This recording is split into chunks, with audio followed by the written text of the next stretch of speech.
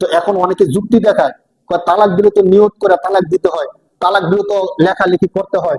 আপনারা জানেন হাদিস অনুযায়ী কোন ব্যক্তি ইচ্ছায় অনিচ্ছায় ভুলে যে কোনো ভাবে যদি 3 তালাক বলে ফেলে, ওই স্ত্রীকে রাখার আর কোনো সুযোগ নাই।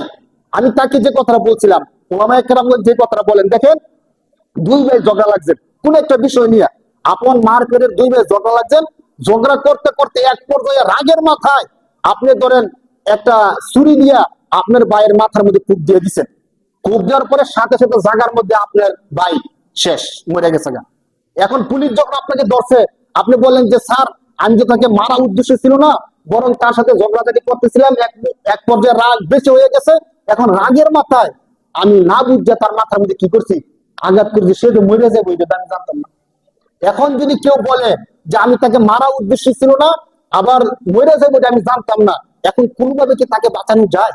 আপনারা সব দেন, কোনোভাবে কি ভাইকে বাঁচানো যায়? আপনারা বলেন। এখন সে কিন্তু মারা উদ্দেশ্য ছিল না, আর সে ইচ্ছে করে মারে নাই, রাগের মতো মেরে ফেলছে, আর মরে যাবো সে জানতো না, এখন সে মরে গেছে। এখন কোনোভাবে তাকে কি বাঁচানো যায়? আপনারা কি বলেন? ভাইকে বাঁচানো যায়?